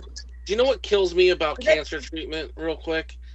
Is the price is so high because we have so many regulations on cell cloning and stem cell research. But if you really want to cure fucking cancer, that's the way to do it. So I have a buddy that was drooling on himself from a TBI and having massive seizures every day. Took his ass to Spain, got stem cells put in, and is functional and working full time now. Oh, but those stem cells come from human embryos. Blah blah blah. Something about murdering babies. And for reference, TBI is traumatic brain injury. For those again who don't do the acronym. Kareem. Sorry. No, don't. Sorry, it's honestly it's partially time for me to show off my medical knowledge. So whatever. Kareem. There you go. Kills me. I was gonna say also, we can't see you saying anything. Your head is on the bottom. By the way, I can't see the rocks. I'm not looking at that view. Somebody activated that, but you might want to sit up if you don't want to look bad on the actual stream. There we go. All right, I'm an ANCAP. Kareem, stop being lazy and lying back. Yeah, I'm chilling out. This is a casual stream. This is serious business. We don't hear your birds tonight, though. Yeah, that's the thing. Mises isn't going crazy. Wait, Mises did something to your birds? I think Mises is the bird name. That's the bird name is Mises. So, basically to me, these corporations are the government steals your tax money. Well, prints out of nothing, then you do labor, then they steal it. Then they basically, in effect, go on Namecheap type in Raytheon, make a corporate logo, give subsidies to hire people, and say you're working on government contracts now. But I've looked at like Raytheon, Boeing, all these things. Yeah, they have LLCs or they look like private companies. Same thing with Fuzzer. Same thing with a lot of these things. They are in effect government branches with a corporate logo. So that's how I look at them. But that's what all corporations are. Konkin was making the same point in New Libertarian Manifesto, if anyone wants to read a book. Yeah. People are like, whoa, what's that? Yeah, right? Read? And I'm not opposed to AI like Jeremiah. I use a little bit of AI too. But yeah, I think that's the issue is people like, oh, private company. I'm like, these are not private companies. In effect, if you get an LLC, you're probably not a private company. Now, I'm not going to go that far in my thing, but like if you get any subsidies, you've gone from private to public. So, and you've gone from free market to like corporatist, in my opinion. Or now, if you really look at that, then that falls apart. And that's the big thing that people are missing is half of these companies were like Pfizer completely funded by the federal government, Raytheon, Boeing, all this stuff. They're completely funding it. So once people realize, and to me, government is a corporation. Government's just a corporation with no accountability. It's basically how a corporation would behave, like Xfinity, if you just said, hey, you have a monopoly on everything, do what you want. That's also, one thing Robert Nozick said could potentially be bad. Not to say that ANCOMs can't go tanky, they definitely can. But Nozick made another good point about the ANCAP side, saying you could have a defense agency that's so good it could emerge non-coercively and become the state, which is another problem. So I'm not saying like all private company bad, but I'm saying here's the pitfalls of them. Right. Well, and Scientific had a hand up, I think, a physical hand. Yeah. Okay. Well, it's kind of crazy. Like a lot of people talk about, how we subsidize the world's military, right? But in a certain way, we also subsidize the entire world's healthcare. Yeah. The short, like we think of like healthcare in the U.S. as not capitalist in any way, which it is. To others, it's more capitalist, not free market, than all of these other countries. Well, most of the new drugs come from the United States. Most of the new surgical procedures come from the United States. So every single innovation that the world gets to have the benefit of, all their research that they do to recoup those research costs and all the costs of all the research projects that didn't work out for them are all recouped in the United States. If you make a drug, the first thing you do is you go to the FDA, you get it approved in the US, and all of your research costs are going to be recouped in the capitalist system, however weak it is in the US. So in a way, we subsidize the entire world's healthcare, even, though we also subsidize their military. I mean, we don't. The state does. Yeah. I forget the guy's name. He's a TikToker. He's got a duck as his logo. It's gonna bother me, but he said something similar. He doesn't normally military content, but he was making fun of like 18-year-old, 16-year-old, and 18-year-old communists in America, and he's like, they're bitching about it, and people that they say they hate America and stuff. He goes, they're bitching about it while they're on their iPhone, and the phone was invented by an American, and all the drugs that they need for their anxiety was invented by Americans, and they're using the internet to stream and watch and talk shit on me on TikTok through the internet. It was created by an American. And I say that because it is true, like, because our government subsidized everything. They subsidized the internet. Like, people don't realize that was a military thing. It wasn't for civilian use. It was so the military could wage war all over the world and kill brown people. Well, probably then it was more like Slavic people, but because that was the Cold War. But that's what it was for. And before that, it was Asians. That we didn't nuke Germany. Notice that we nuked Japan twice. Well, you know what they say about capitalism and communism, right? You got a lot of things to complain about under capitalism, but under communism, you can't complain about anything. Well, define your terms. What are you considering capitalism? Depends on what you complain about, because one person's capitalism will be labeled as another person's communism. I feel like that's the entire can of worms there. Yeah, you'll have the capitalism of the United States, and the United States government going bombing black capitalism. The Black Wall Street. They went and bombed that to smithereens. You'll get all these. You'll get even the communists, like let's say Black Panther Party, very influenced by Marxism. They were able to do community organizing for kids' breakfast choices. So try to get healthy food to feed poor black kids in their neighborhoods so that they can have sustenance, basically. Government definitely didn't like that. Government didn't like it that they were going to be willing to be violent if necessary to protect themselves. That's why Reagan wanted to pass gun control. That's why the NRA helped support that passing of gun control. It doesn't matter whether it's capitalist or communist. It's just whatever our enemy is, we're going to label it as that. If we don't like them, we're going to call them a bunch of damn commies. If you're an authoritarian communist, we're going to call them a bunch of damn capitalists.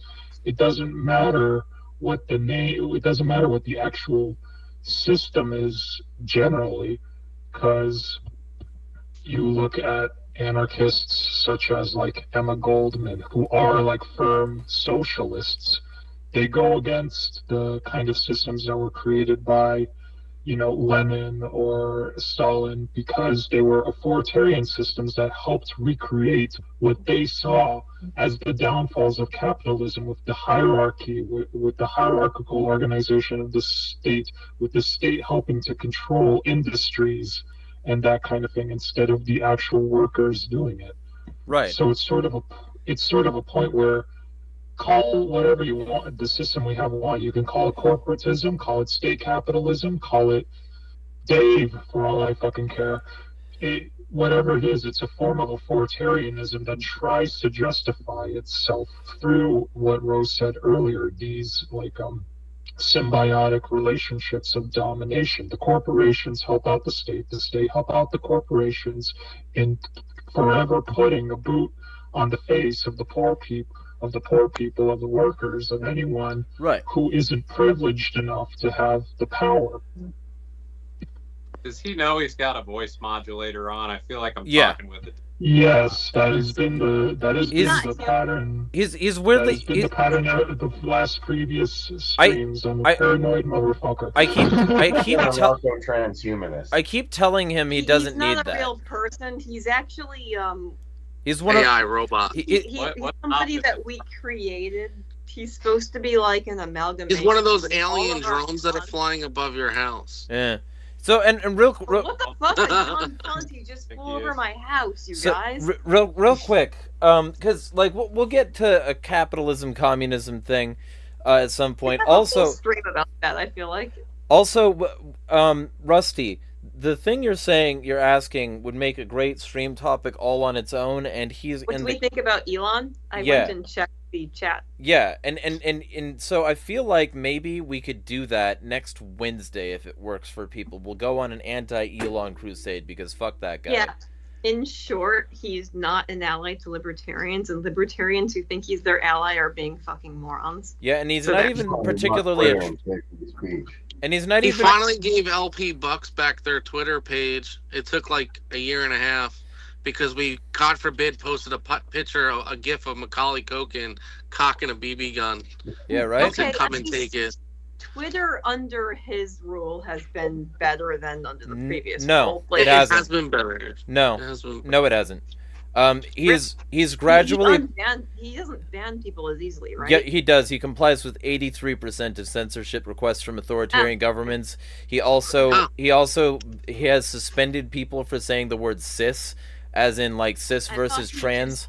I thought he just, as in chemistry terms. Yes, you can, and literally somebody's post got censored.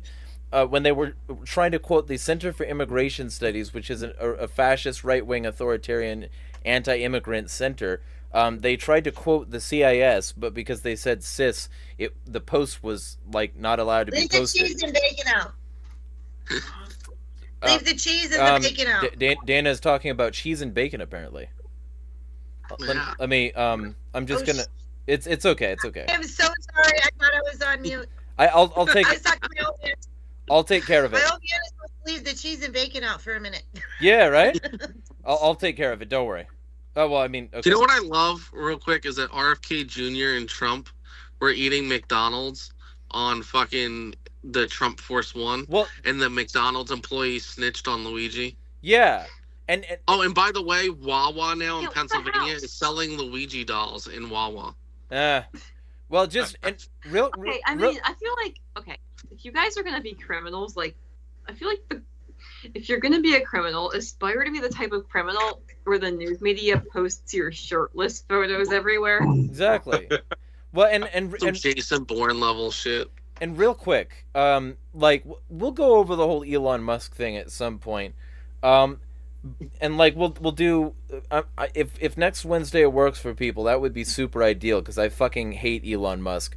But like, he has his literal algorithm is designed to preserve people like Andrew Tate, while he hurls a ton of slurs, and ban other people for like journalism and throwing out certain comments in support of trans people or something like that. He has directly... I want completely uncensored, though. Like, I would love a platform that's just like, let's let the head of the Taliban on this bitch and the head of Mossad. And, like, let's have it... I want to see them debate each other, actually. Bastion. Awesome. Bastion. I mean, I don't use it nearly as much as I should, but it's a blockchain-based free speech platform that's actually decentralized. Twitter is not. So, and generally speaking... the reason I'm bringing up any of that, other than the person asked, was like if we can really drill down on like whether or not these CEOs are on the side of liberty, we can actually expose a significant amount of Trump's strategy. Because the idea that any of these people are outsiders when they directly support the state and when they're big power players in long-term statism, Elon Musk would not have what he has without regulatory credits. That alone should be a condemning force. Regulatory credits being that which like steals from competitors who aren't following regulations and gives to him. Literally the government like Robin Hooding money from one rich company to another company, but also from any poor company that tries to become a competitor and cannot afford the like hyper green regulations. They have to give Elon Musk their money. It's a government rule. So Elon Musk is a massive statist hack. He's not a libertarian. Anybody who thinks he is a libertarian needs to learn some things. So pay attention. Next time you see your notifications on Wednesday, we will go over Elon Musk. I'm hoping that works for everybody here, and I'm not just voluntolding. I'm free on Wednesday. I have the that LPNY podcast that we're doing. So yeah. When is that? I might be able to workshop around that.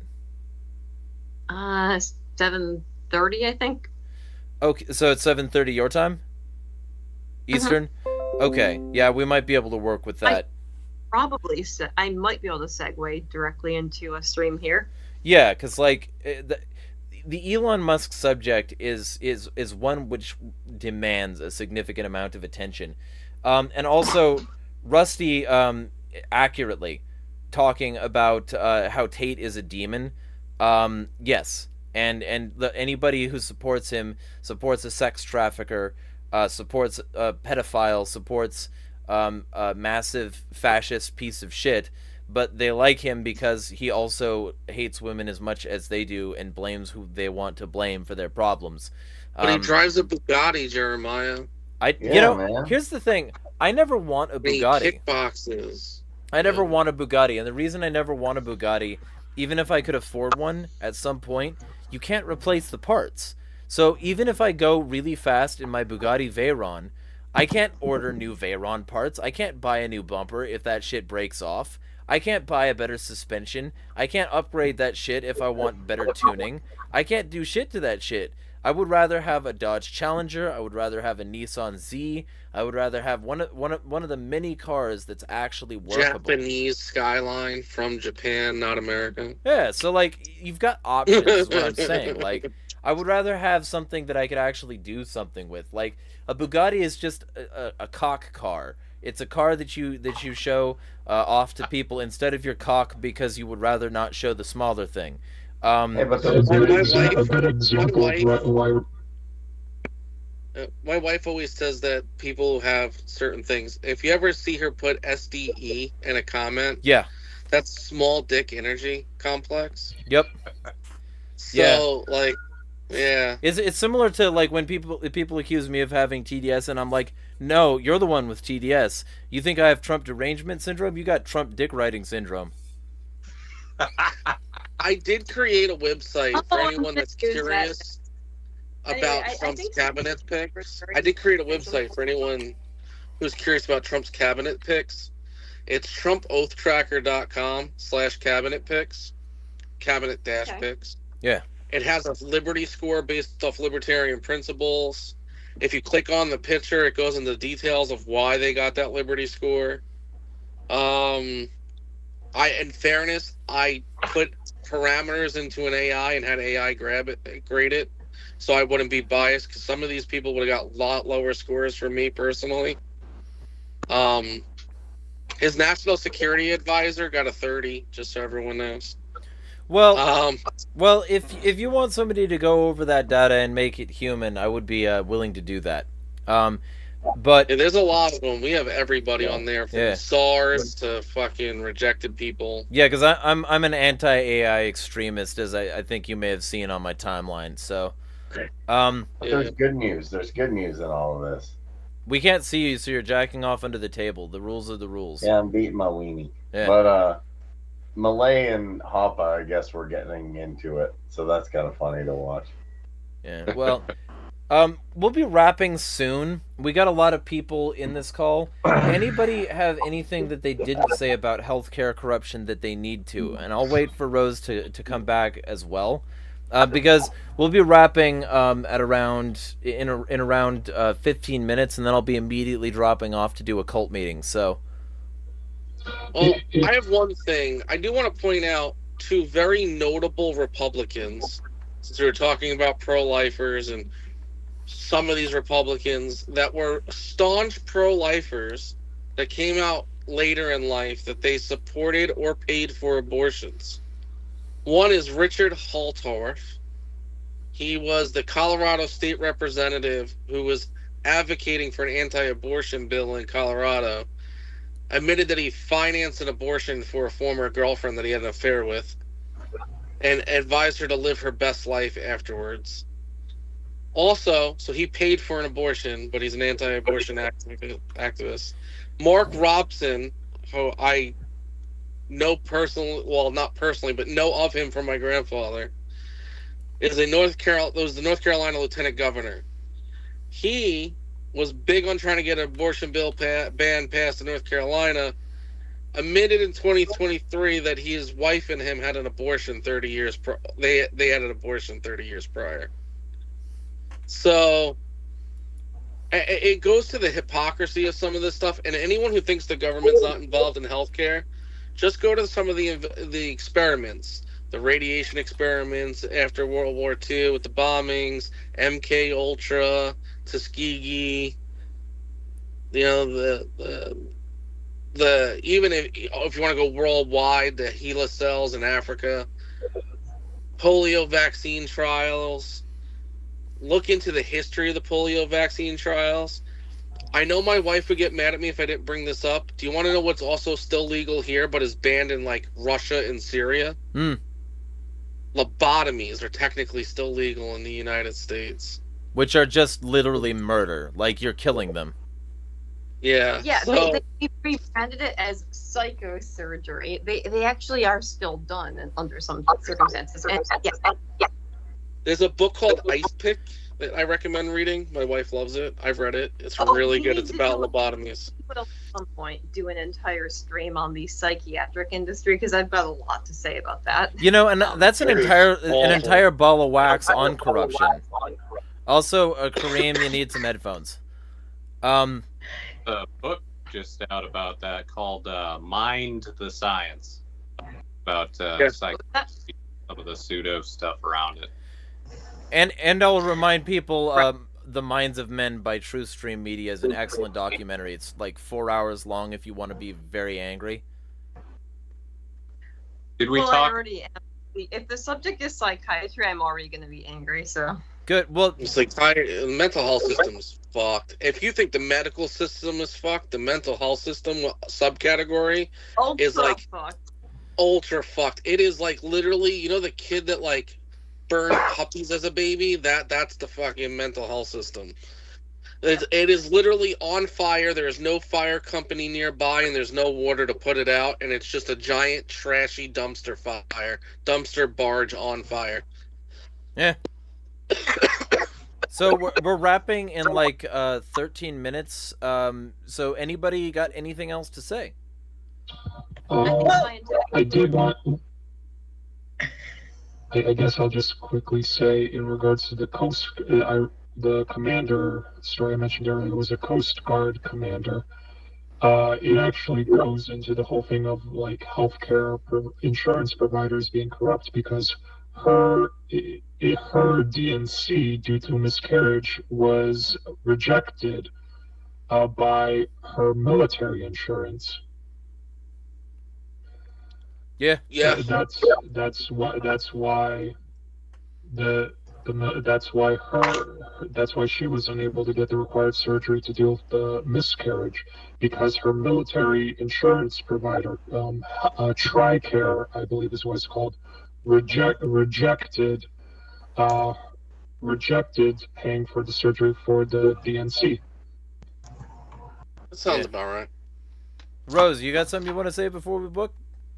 Oh, I think scientific was finished with what he was saying. Oh, did we ever mention how RFK doesn't know jack shit about agriculture either? No, Of course not. but we'll do that. So on Sunday, 8 p.m. Eastern, y'all can tune in for a discussion about Trump's cabinet. And we'll go into RFK as well. We've got more. We went through some of them before. We've got more that we can go into then. Lots to say. So.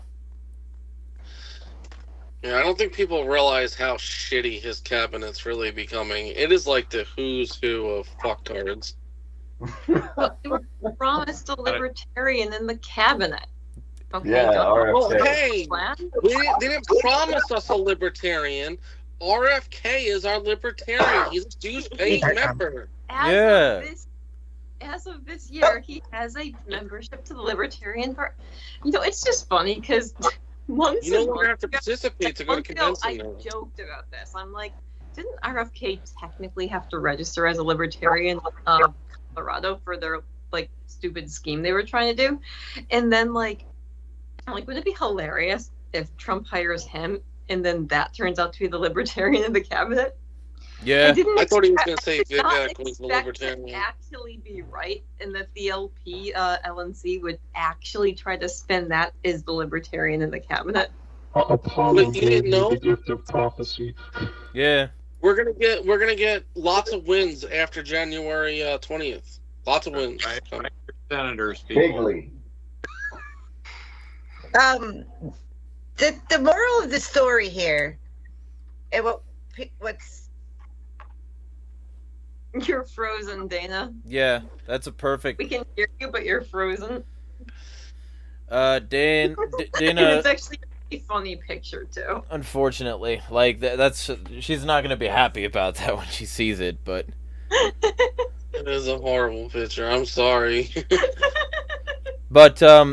okay, we'll throw it to somebody else. We'll do some closing statements. We already did some closings from TJ and John. Kareem, you got something you want to say quickly before we book? Make it like a minute. Yeah, I can make it really quick. I'll say definitely. I listened to Jeremiah's thing on the Free Thought Project. Go check that out. Also, check out Anarchy, Mad Liberty. We are still going, and really good libertarian stream last night. So yeah, and if anybody wants to throw me some money, I just needed to renew that. So, $100 in the hole. So if people want to chuck some at me, they're free too. And Anarchy Unity is a platform where if you get an account from us, you can just write your own articles and we'll publish them and boost them. It'll eventually be a paid gig, but for now we're just talking Anarchist Unity, and if that sounds like you, then hit us up. Rose, actually Dana's back. Let's see if Dana's back. There you go. The moral of the story? Basically just this all comes back down to everything's fucked. Yes. You know, we keep saying this is fucked, this is fucked, this is fucked. Everything's fucked. And it's up to us to unfuck ourselves as much as we can. Love I'm in a that. black pill a minute here. We can't unfuck the system at this moment. Like, we can gripe about it, we can bitch about it, we can do whatever we can, but we have to make the best of the situation. Because you can make the calls, you can hold the signs, you can do the thing, but it's not going to get it done. So you have to work around as much as you can and be there for your fellow man, because Trump ain't going to fix it. Nobody's going to fix it. The swamp is the swamp, and it's never going to stop. And, you know, in a perfect world, we could start living in this agorist world that I long to have.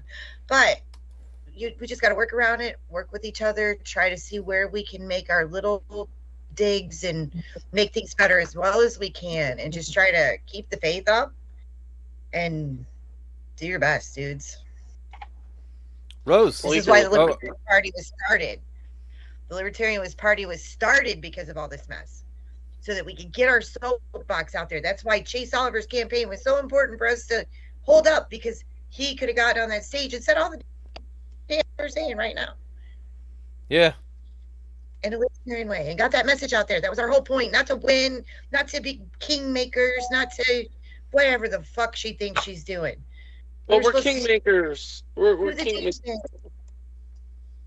Trust the plan, you guys. Trust the plan. Okay. We're gonna get a libertarian in the cabinet, and yeah. Free one dude. Yeah. We're gonna free one fucking dude. Nick Sarwark. And she's already getting ready to do it in 28. Yeah. Basically just said don't run for president of the LP. Isn't one of the symptoms of Crohn's disease psychosis? What was that? Angela, she has Crohn's disease, right? I didn't know that, but I think because like you can't absorb vital nutrients. Like, actually, yeah, the like deficiencies in vital nutrients can eventually cause neural degeneration, and yeah. Actually, I was on X and I looked. I'm not going to speculate, but I have some ideas about what exactly might be going on there. Yeah, I was on X and I was looking at retweets, and I think Candace is like, I'm going to run in 2028. And Mises Caucus, whoever runs that, Twitter was like looking at that, like eyeballs emoji. I'm like, no, stop. Like, this is. She's not a libertarian. I'm like, Candace is not a libertarian. She's better than some Republicans. I'll grant that, but yeah. Yeah, that's the problem I have. It's just like, well, she said something good like once or twice. I'm like, okay. Candace probably. I'm going to be an asshole at convention. I just want everyone to know I'm nominating Edward Snowden for president. I'm nominating Jeremiah for. Jeremiah. And I've been talking to Snowden's attorney because I'm trying to get him on Brittany's podcast. Oh wait, So I you're- might be you're- able to get the you're- approval. You're serious? Oh, I'm dead ass. I'm a fucking nominate Edward Snowden at convention in 28. Yes. Well, what needs to be worried about before 28 is 26.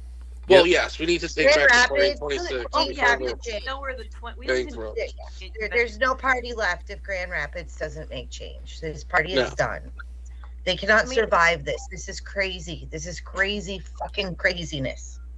Brittany needs your support in Grand Rapids. She's trying to make sure the LNC has a recall provision. Yeah, Is she no, running for at large? Yeah, yeah. I mean, we need people to run for rules committee.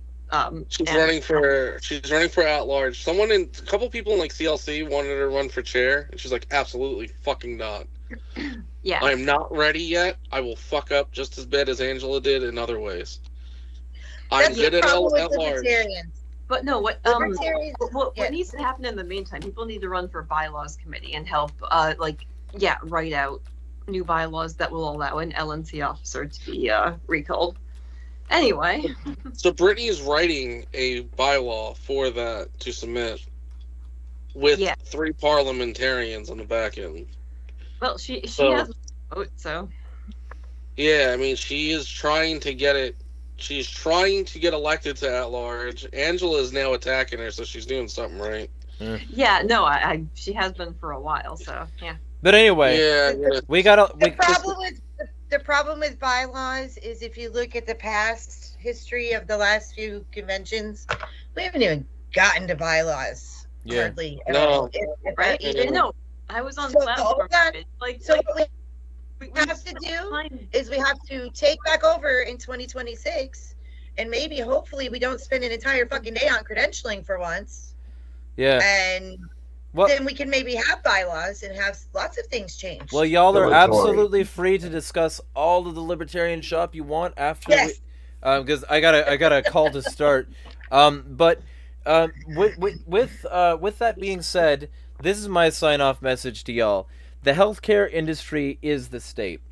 The people behind these corporations bought their way into these corporations through state permission, and they get their profits and power through state liability protections.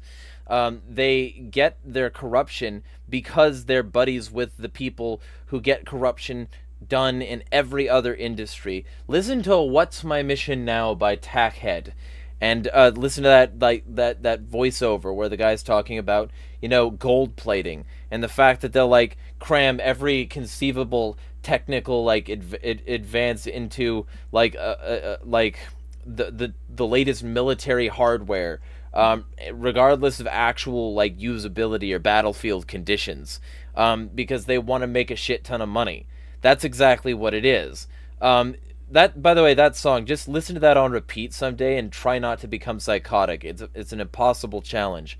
But the general thing I'll say is, do that, read Friendly Fascism by Bertram Gross, and realize that these people are consolidating their industries. They're consolidating their power. They're making sure that nobody can challenge them, because anybody who does will be met with a massive bureaucratic works. I like that. It's sort of like bureaucratic necrotic, brick wall, that will absolutely stonewall them, not only to getting them accountable, but also to holding them accountable once the accountability is even settled. Trump gets to be president now, and at least all of his legal proceedings are on hold, and at most he might even pardon himself. The Trump cronies that are surrounding him and helped him do all of this, they get their day in court because they don't have to get a day in court. And so now they can go off, march into the sunset, and all of this corrupt bureaucratic mechanism gets to march on as always. The healthcare industry is heavily protected by Republicans. The healthcare industry is a corporate, rich, mega donor, lobbied, heavily bureaucratic organization that the right wing has been supporting forever. And Trump was the first one to hire Fauci. Trump was the lockdown architect. Trump was the vaccine architect. Trump was your enemy in that regard, if that is your enemy to begin with. The right wing is not the savior of this corrupt industry, and neither are the Democrats, who are making facile bullshit attempts to claim that this violence is somehow wrong after a long time of saying which right-wingers they would personally like to fuck up. You're getting what you wanted now. So the ultimate truth is there's a bunch of hypocrisy from a bunch of people who would rather that the power structure be labeled and blamed on anybody but them. And the ultimate truth of the matter is this system, this bureaucracy, these megacorporations padded by the banks and the media apparatus there to tell you what's very dangerous to our democracy if you say that they're doing something wrong. Those people are all part of the same apparatus, and they aren't communists, they aren't leftists, they aren't college liberal students, they aren't the people on social media, they aren't the guy down the street. They are the fat cats living high off your hog in the castle. They are in the tops of these towers. They are in the tips of the ivory towers. And they are looking down on you and throwing little pieces of meat down there for you to fight over amongst each other, so that you never point your barrels upward because you're too busy pointing them at each other. Those people are keeping you divided, and those people are keeping you siding with people like the fucking CEO of United Healthcare on such a routine basis that there are people out there saying that the CEO of United Healthcare is the real working class hero. Those people can go fuck themselves. They are not only out of touch, they are the problem. And if we really want this violence to stop, the entire system is violent. The violence is endemic to the structure of how everything fucking is. And if you don't like the violence, congratulations. Welcome to the club. Oppose the imperialism. Oppose the capital structures that fund it on such a normal basis that 10,000 people over a third of a year, that 42,000 people in Israel alone, that the tens of thousands of people in Afghanistan on a yearly basis, the people in Somalia, the people in Syria, the people in Yemen, the people all over the world crushed under the boot of the very self-same system that is preserved by people like the United Healthcare CEO. If you oppose violence, your only option is to be anti-state, because this violence is just a symptom of a broader system of structural violence that will never stop until we smash the fucking state. Here, here.